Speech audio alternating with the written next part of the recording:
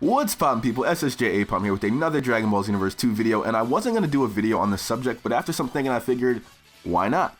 I always get asked what I think of the characters in the game in terms of like fighting game tiers, but it's a question that kind of irks me. One, because online over 70% of the roster is at a disadvantage thanks to the player-to-player hosting and the terrible netcode, and two, because my opinion doesn't really matter much on the subject. If you like the nigga, just use him. Like, you pay $60 for the game, have fun.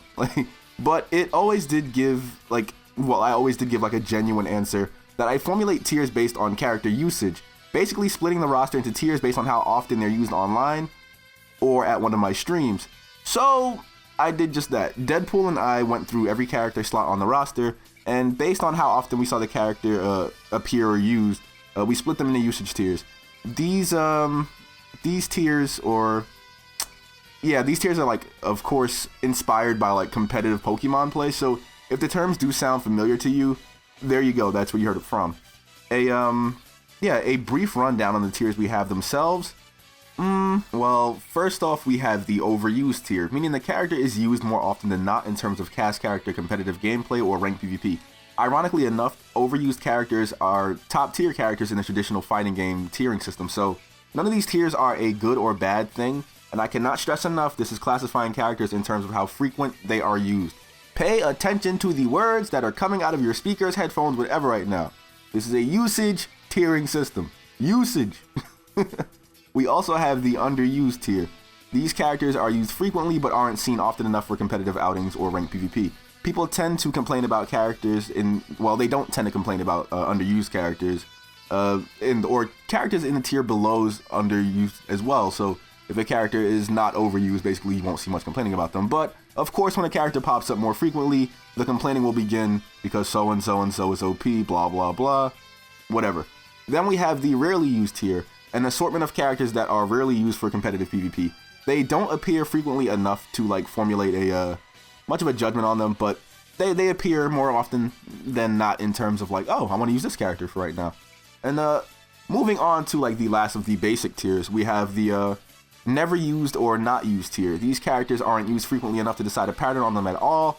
And what do you know? Most of the characters that people complain for to be in Dragon Ball games are in this tier. I wonder why. People don't bother putting them in because they're not used in the games. Probably gotta say that. And beyond that though, we also have a meme usage tier, which is for characters who would only ever be used as a joke or something, and a ban tier for custom created characters since they have infinite potential to break the game in meta or uncontrolled environments. If you don't follow me on Twitter, I put up crap about the custom characters breaking the game all the time whenever I'm just sitting around bored in training mode, so there's that. And you can probably find some really dangerous combos on YouTube that would just absorb all this skill you need to play the game at a respectable level out, but whatever. And the last tier we'll talk about is the boosted usage tier, which is basically a tier of characters that have to have their tier artificially boosted so they don't stomp out their actual tiers. Now, the usage tiers are not set in stone, but based on their usage in later streams or pop-up endless battles on the channel, they'll be adjusted by Deadpool and I.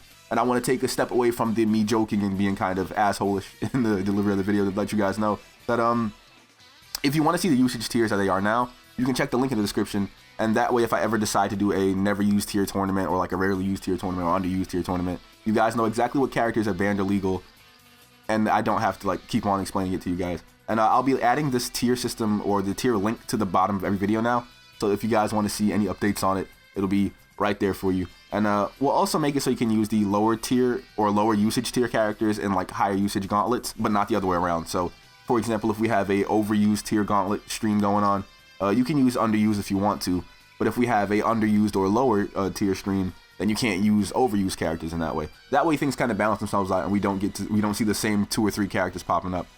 This of course is not going to be affecting the gauntlet stream we have coming up this Sunday, because it is a free reign cast character thing where you just got to pick 2 separate cast characters, non-clones. So you'll be able to use whatever you want, tier wise or not, and hey, you're fighting for $50, so you better bring your A game.